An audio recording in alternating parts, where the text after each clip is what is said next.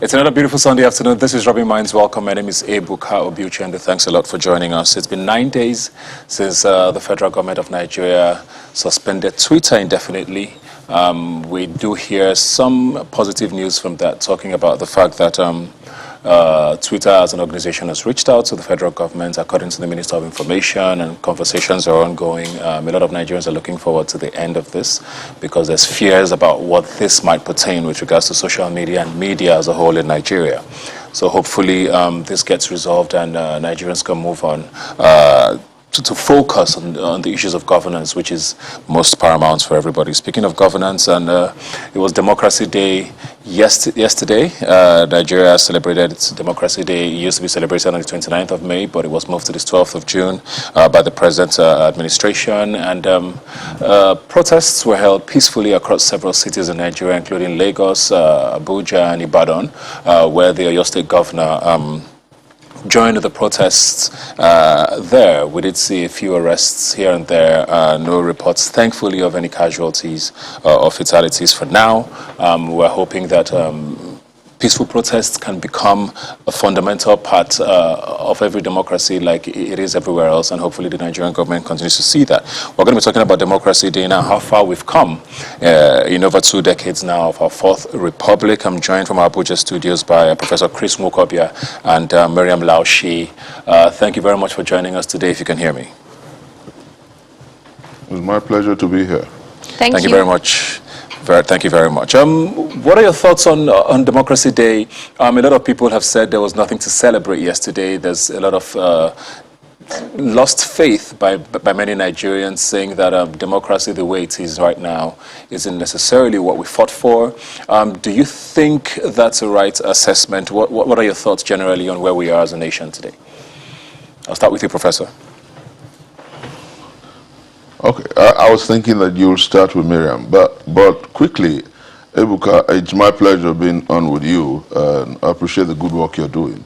Let me say clearly that as we talk about democracy after the June 12th debacle and the struggle that we engaged successive military governments in to ensure that we got what I always rather call civil rule, well, where we are, grappling with the protocols of democracy, where we are trying to see that the rule of law prevails, where we are trying to ensure that governance is responsible and responsive to the people, and where we are trying to see that government becomes the chief respecter of the rule of law. As I speak with you, Ebuka, what is fundamentally important is the fact that in your opening you did note that the right to peaceful protest should and must be etched as sacrosanct on our national canvas. Sadly, we saw pictures and footages of protests yesterday that were largely peaceful on the side of the people, but the security agencies were more anxious and eager to use arms and to shoot tear gas and bullets in the air. We're yet to hear whether there were fatalities, but what is important here is the fact that as we grapple with democracy, we must make our operators understand that democracy is about freedoms, freedom to protest. Democracy is about freedoms, freedom to education, freedom to security, freedom.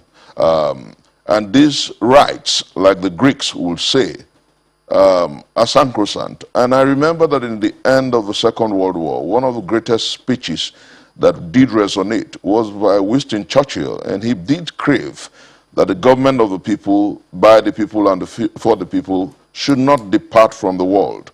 I would say clearly here that the reason we celebrate Democracy Day is because, whether you like it or not, on the 12th of June, 1993, then I was in my final year in the university as a young boy, and we were involved in the battles to actualize June 12th.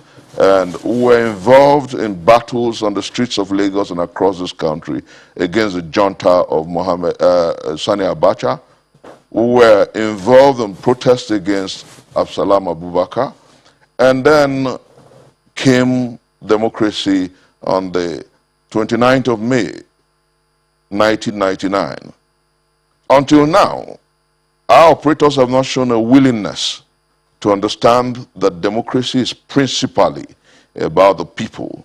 That leadership must be responsible and responsive to the people. And that's why we're craving a new dispensation in leadership, where, if you like, the youth who understand the challenges of the new world would anxiously, effectively, effectually, and efficiently participate in driving the political process and betting a new regime in leadership.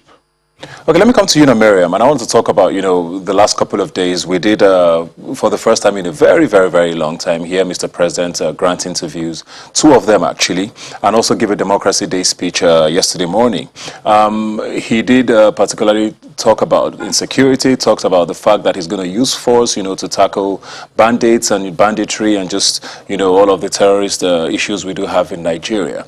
A lot of people are saying there seems to be a disconnect with his words and what we see on ground. When you saw those interviews, I believe you did, and the speech yesterday, what did you get from that? Did you get a sense of comfort from the president, and what did you expect to hear?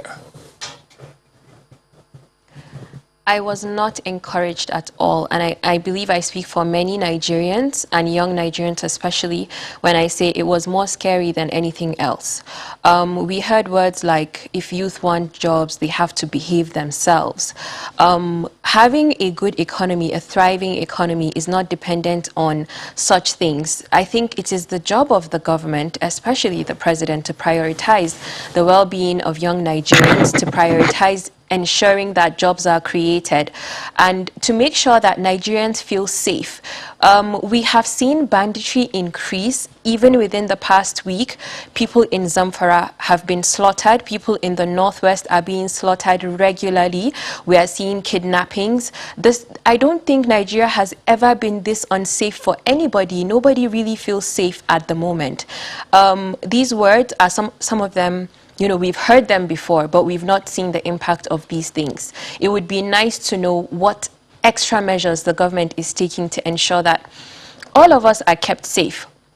Cracking down on bandits is really, really important, but we need to see more, evidence of that happening. We need to see the impact on the people. We need to start valuing human life a lot more.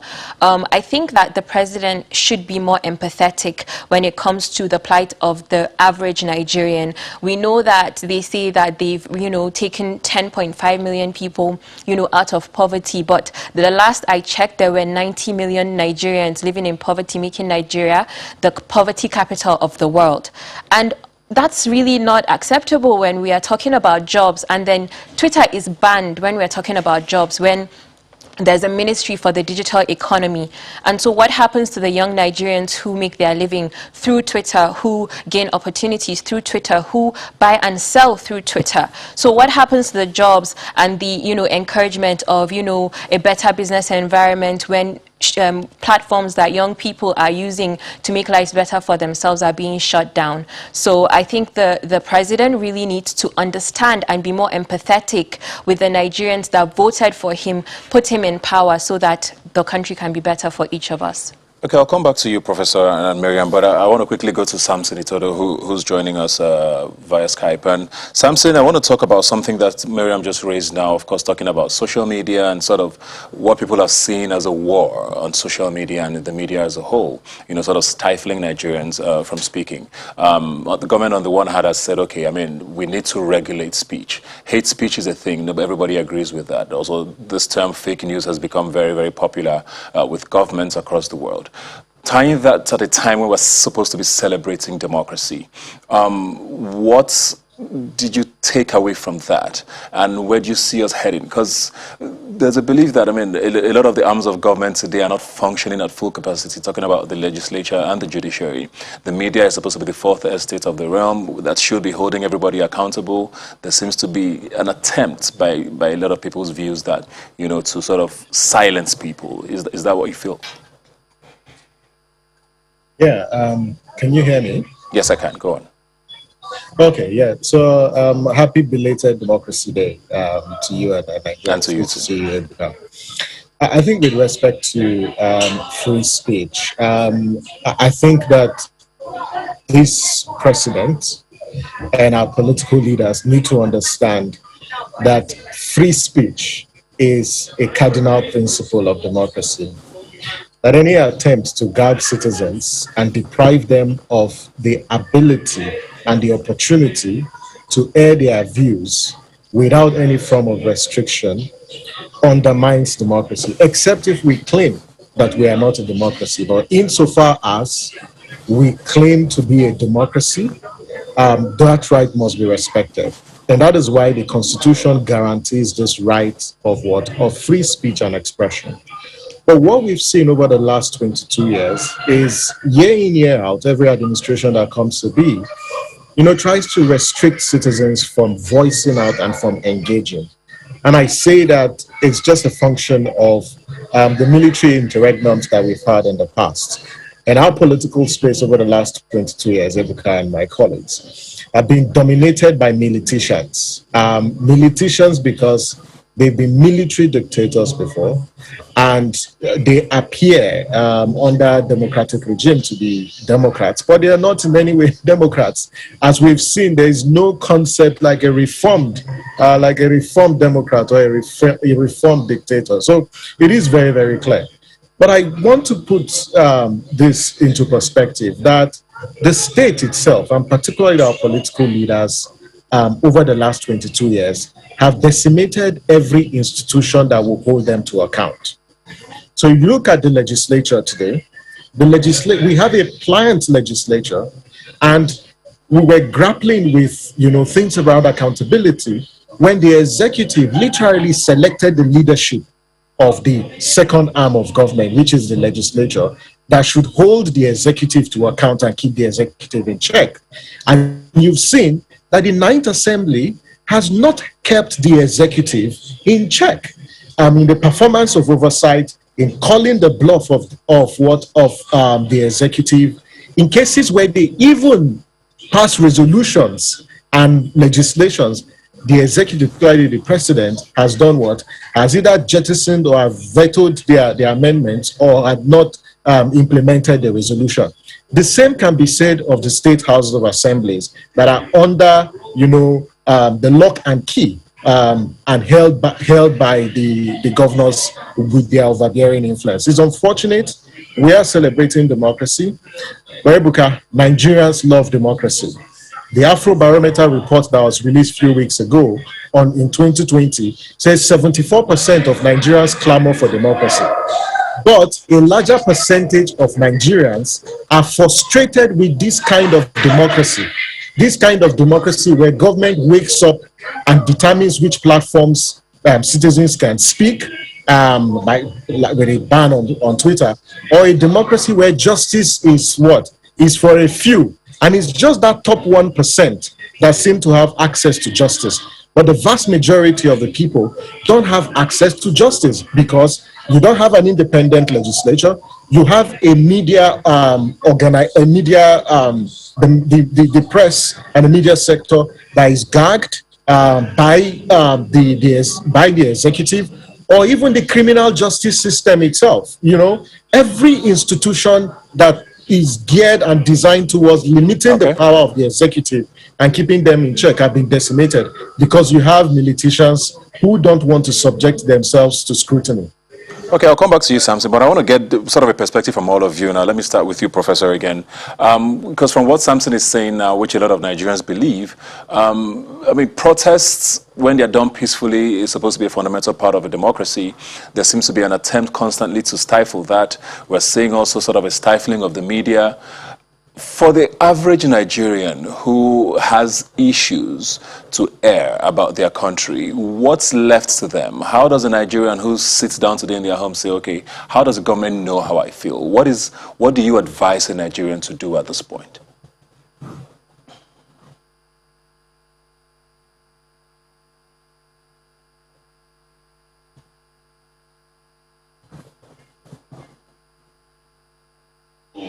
It's all pains. It's all, if you like, the tragedy of a nation. That leadership appears to be unaware, if you like, to be unconcerned, if you like, to not care about the rights of the people, particularly, like you noted, in the expression of their views. Freedom of expression is a sacrosanct law. It's part of our constitution. Freedom of assembly, freedom to protest for rights is sacrosanct. But unfortunately, those who manage, and I want to put this in proper perspective, those who manage the image of this presidency are unconcerned. They particularly do not care about how the Nigerian people feel. And that is why critical opinion is often seen as inimical. Critical opinion is often seen as hate. Critical opinion is often seen as unpatriotic. But that's not the truth. I have said time and again that leadership in this part of the world must go through some kind of retraining and reorientation, because look at Abraham Lincoln, who was one of the best presidents of America. He took his most vitriolic, most offensive critic, Stanton, and made him his Secretary of War, because he knew that Stanton would always tell him the truth. Unfortunately, the Nigerian political operator loves praise singing and praise singers, and that is why they are unwilling to allow critical opinion. But let me say here that Nigerians will continue to speak, because we're not a conquered people, and we're people who have been unwilling over the centuries, over the years, to accept dictatorship. Remember that at the height of Badamasi Babangida's regime, Nigerian youths, in the protest against SAP and the protest against the nullification of June 12, stood up and spoke out. Do not forget what we did with Abacha, and do not also forget that consistently Nigerians are unwilling to accept dictatorship. That is why I think that those who advise our dear president must tell him that he should cut the people. Nigerians are very easy to govern. Nigerians want to express their opinion, and it is not rocket science to deliver on the promises of democracy. You cannot be celebrating democracy when you are consistently stifling free speech. You cannot be celebrating democracy when you are consistently unwilling to allow the people the freedom to protest. You cannot be celebrating democracy when you do not care about what affects the masses of our people. And I do sincerely think, Ebuka, as I speak to you here, I'm a member of the ruling party. And I believe in critical opinion from within and without. Because without opposing views within and without the party, leadership will assume that all is well. But I believe that those who criticize leadership are indeed the best friends of leadership. Yeah. Unfortunately, those who are on the side of government fail to understand that. I am sure and certain that every successful leader cuts those who criticize and oppose their opinion. Okay. And that's exactly what I beg of our dear president and those who superintend over this estate. The time to understand that those who disagree with you are indeed patriots. Those who disagree with your opinion should be allowed to express their views is now. And the time to deepen the frontiers of democracy and allow for our fundamental freedoms to denominate our democracy is now.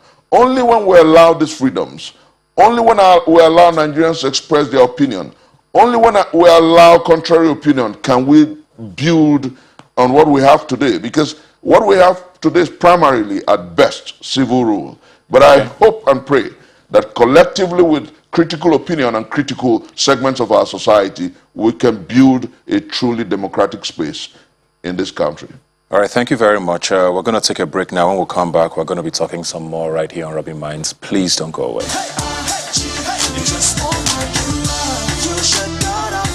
All right, welcome back. We're discussing Democracy Day and how far we've come. And of course, we have Miriam Laoshi and Professor Chris Mokobia in our Abuja studios. I want to quickly go to Miriam Laoshi now. The young people have been called out a lot, especially by this administration. For I think the president even in his interview, one of the interviews, insinuated that the NSAS protest was an attempt to overthrow his government. So there's a lot of sort of pushback from young people who are suddenly very vocal. About how they feel about governance, especially coming from a time when people always said there was a lot of apathy from young people towards politics and governance. Are you worried that if this continues with elections coming up in a couple of years, the apathy might start seeping in again? What are your thoughts on how young people are handling this and should be handling this? Okay, so first I want to say the president has it completely wrong. Young Nigerians are not trying to push him out, even though democratically they can vote him out during elections, or his party. But what he needs to understand is he needs to stop looking at young people as an opposition to him because they disagree or they are trying to hold him accountable to what they voted for him to do.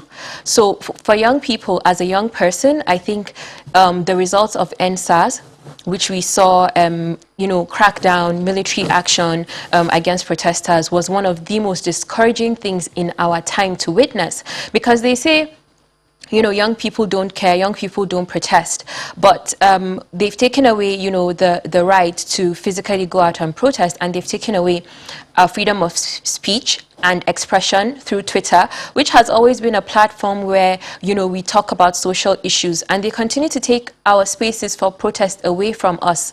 And what essentially will happen, as we are seeing, is those who are able to will leave, which is the brain drain. And we've seen, the government set up a commission or a committee to talk about young people leaving the country. But every time young people try to do something, there is one ban or the other, there is one policy or the other, there is one law or the other limiting us from reaching our full potential. So why would young Nigerians really be interested in doing anything? But one thing, they don't understand is, this generation of Nigerians have grown up in one of the most difficult times in Nigeria, where the economy is really bad, education is really bad, health, everything is really bad at the moment, security, everything is bad for a young Nigerian. So we are really resilient, and we are working hard to build at least the bare minimum that we can build. And so what I think young Nigerians will do, actually, as we've seen from the protest so far, as we've seen even on the June 12th protest, is that Nigerians are probably sick and tired, especially the young ones. And it's likely that in 2023, they're going to come out and vote. Continuous voter registration is starting this month, at the end of this month, and I've seen so many young people talking about how to mobilize people to go and register, and they want to do it the democratic way, and which is why democracy is important for us, which is why Democracy Day is important for young Nigerians. We need to see a situation whereby we can change things, but the moment Nigerians believe that we cannot change anything, I'm not sure what's going to happen next. It's not going to be a good thing. Very quickly, before we wrap with you, questions to both you and Professor. Let me start with you, Miriam. We have 2 years with this administration left. What are your expectations on the one hand, and what do you want to see vis-a-vis what you think will happen? What are your expectations, I think, is more what I want to hear. Sorry, I lost you a little. Can you hear me now? Could you repeat that? Yes, I can.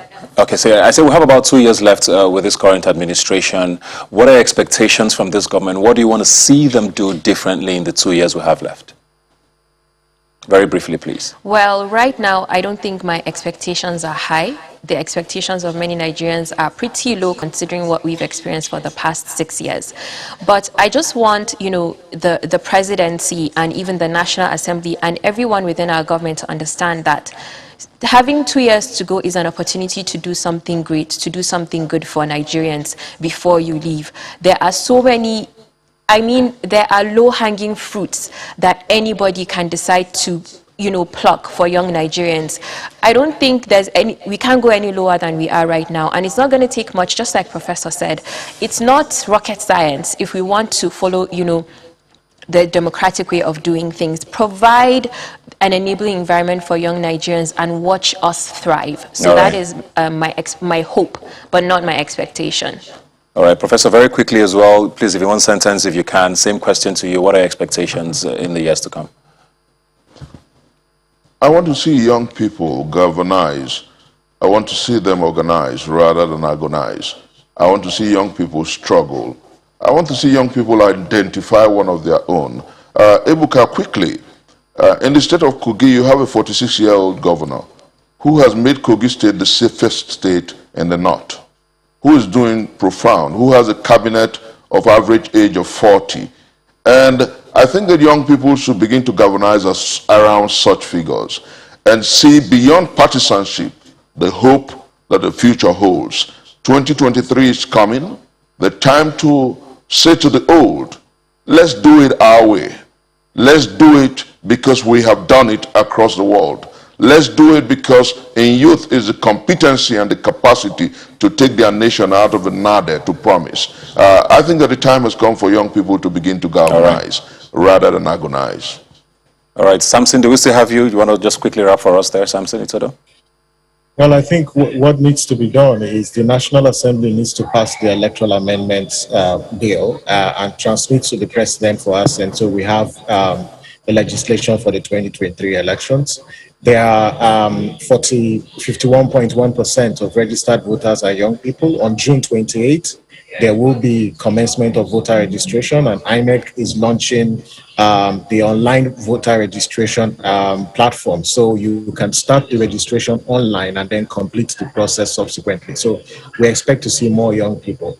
But I think as we also register to vote, we must not stop knocking on the doors and asking the difficult questions and pushing this administration to perform its responsibility as stated in the Constitution, which is to provide for our welfare and our security. And let them also know that they are not doing us a favor. They vied for office, they contested for votes. Nigerians gave them their votes. In some cases, they stole the votes and apportioned figures to themselves. But they must know that they're in power for a particular role and for a particular responsibility, and they owe Nigerians that responsibility, and let no one claim that they are doing us a favor. But I also want to put on record that the president said the young people who protested during the NSAS wanted to get him out of office.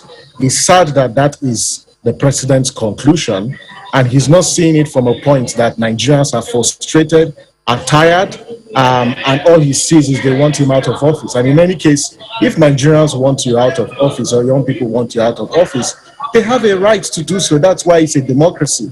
You either take it or you do what? You leave it. But Ebuka, Prof just said something about the governor in Kogi State. And I want to say that, yes, he's a young person. There are young people who are currently in office. But the basis for public leadership shouldn't just be the age.